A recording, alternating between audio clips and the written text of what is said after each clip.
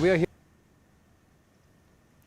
Delhi government is mulling to issue a WhatsApp number on which people can complain about hate speeches being circulated on the messenger. The move is aimed at dealing with rumors on social media.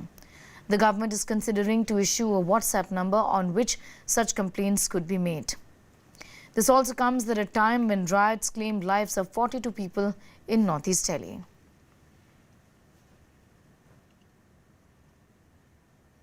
Prime Minister Modi, who is in UP today for a series of events, has laid foundation stone for Bundelkhand Expressway.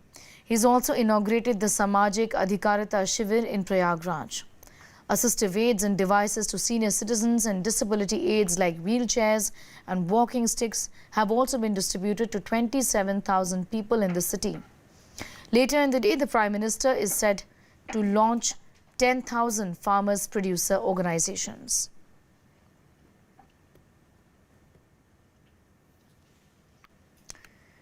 BJP's West Bengal unit will organize a massive civic reception to Union Home Minister Amit Shah and BJP President JP Nadda tomorrow.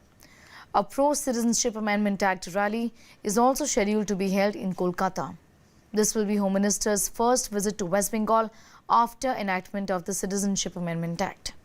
Chief Minister Mamata Banerjee, who has already been a bitter critic of Citizenship Amendment Act, of the National Register of Citizens and of the National Population Register, has met the Home Minister at Eastern Zonal Council meeting yesterday.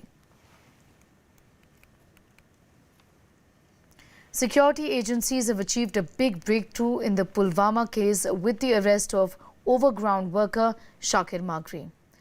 NIA sources tell CNN NEWS18 that Magre ordered the battery and the ammonium nitrate which was used to make the IED from an online portal. The NIA in its statement said that he provided shelter and logistical support to Pulwama suicide bomber. An NIA special court yesterday remanded Magre to 15-day custody, said that he is also going to be questioned for more leads.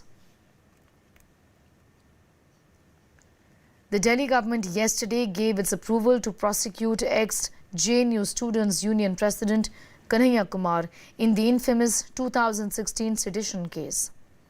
Aam Aadmi Party has said the decision to give a green signal was taken after due diligence. Delhi BJP chief welcomed the move but said that the approval was given in view of the current political situation. Kanhaiya Kumar urged officials for a speedy trial in a fast-track court. अब जब इसमें अनुमति दी गई है, हम चाहते हैं कि स्पीडी ट्रायल हो, फास्ट ट्रैक कोर्ट का गठन किया जाए ताकि देश को पता चले कि कैसे देशद्रोह जैसे राजद्रोह जैसे कानून का दुरुपयोग किया जा रहा है। ये जरूरी हो गया है कि देश के सामने दूध का दूध और पानी का पानी हो, और हम जानते हैं कि देश के खिलाफ कोई नारेबाजी हमने नहीं की है। नारा हम लगाते हैं देश के लोगों के हक और अधिकार के लिए। अब टीवी वाले आपकी अदालत की जगह जो है संविधान वाली अदालत में इसका फैसला होगा, इसका न्याय सुनिश्चित किया जाएगा। और हम शुरू से कहते हैं कि हमको कोर्ट पे भरोसा है और इस मामले में कोर्ट न्याय सुनिश्चित करेगी। सत्य की जय होगी, सत्यमेव जयते। One of the 4 convicts in the 2012 NIRBHAYA gang rape and murder case, Pawan Kumar Gupta, has moved a curative plea in Supreme Court. The convict filed a plea yesterday seeking commutation of his death penalty to life imprisonment. The move is yet another delayed tactic, as fresh death warrant was already issued to all the convicts. Pawan is also the lone convict who has not exhausted his legal remedies just yet.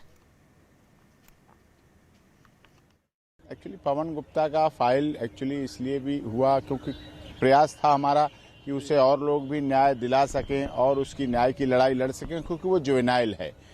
घटना के समय वो 16.5 साल का था पवन कुमार, और इस बात के सबूत दिल्ली पुलिस बहुत अच्छी तरह से 2017 में वेरीफाई कर चुकी है। Seems like Muslim reservation has become the latest flashpoint between the coalition partners of Maharashtra's Mahavikas Aghadi government. Maharashtra Minority Affairs Minister yesterday announced that the state government was considering a proposal to extend 5% reservation to Muslims in educational institutions. The announcement was met with a prompt reply by Shiv Sena's Eknath Shinde, who said that no decision on the Muslim quota had been taken by the state government so far.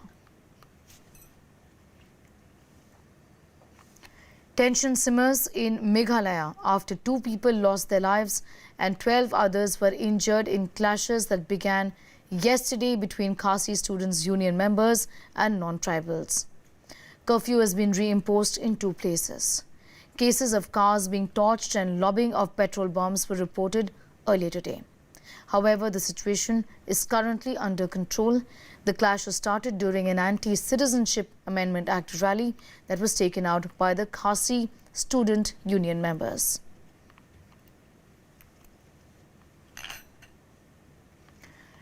Lok Sabha MP from Rampur and senior Samajwadi Party leader Azam Khan was taken from Sitapur jail to Rampur today for hearing in a forgery case alleged he was being treated like a terrorist.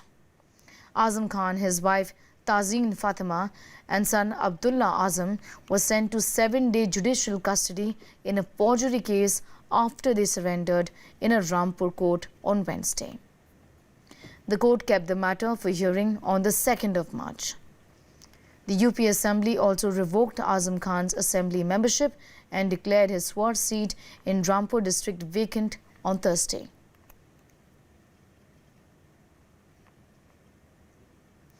The Punjab government has decided to reduce retirement age of government employees from 60 to 58. The announcement was made by Punjab Finance Minister Manpreet Singh Badal as he presented the 2020-21 budget in the Assembly yesterday. Other major announcements made by Badal included free education for all students up to class 12 and a debt waiver for landless farmers.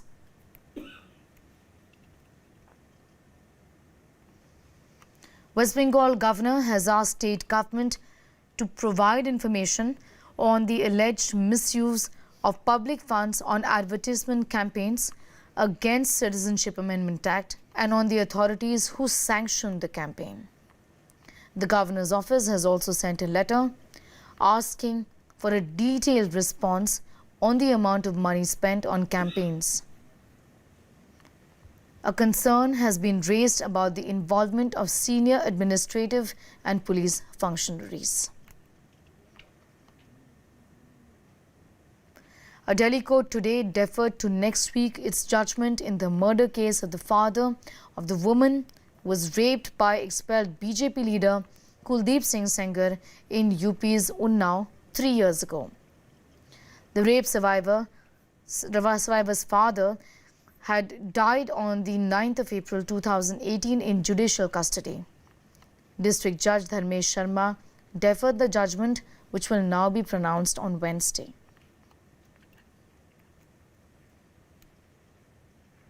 Some international news.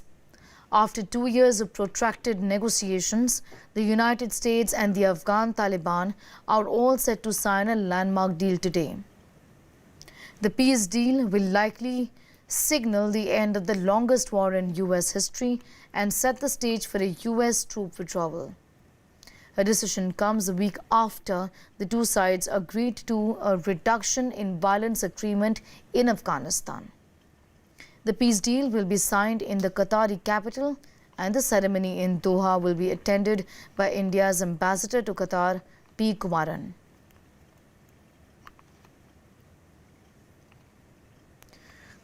Novel coronavirus has killed more than 2,800 people worldwide with over 83,000 cases of infections reported globally.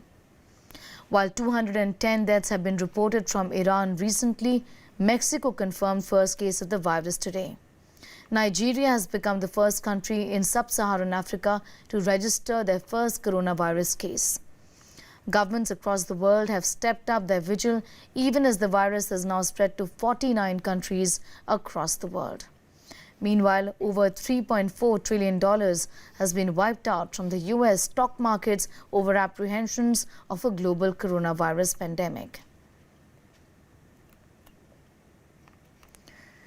The leaders of Russia and Turkey held crisis talks yesterday after 33 Turkish soldiers died in an airstrike in Syria, as Ankara ramped up pressure on Europe by threatening to flood in immigrants.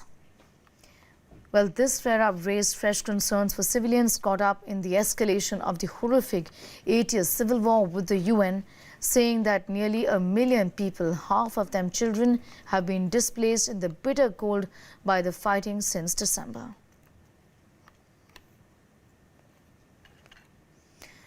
Back home, the Indian economy grew at 4.7% in the third quarter of financial year 20 as compared to 5.6% in the corresponding quarter of the previous year. The data released by the government showed a marginal increase of 0.2% over the previous quarter. Speaking to CNBC TV 18, Finance Minister NIRBHAYA Sitaraman said that she didn't expect a drastic growth or decline in GDP numbers, adding that GDP numbers indicate a steady economy. However, many economists have warned that fears over coronavirus may throw the global economy out of gear and may pull the Indian economy down as well. If I could get your comment on the GDP print, we've got the number out today, 4.7. It's pretty much along expected lines. In a way, I didn't expect a surprise, a shocker of a number. Either way, a shocker going to 6 or shocker coming down. If this ship is going to be steady and if it's moving forward, I think that's the first sign of doing well. Doing well in the sense doing in these circumstances all right.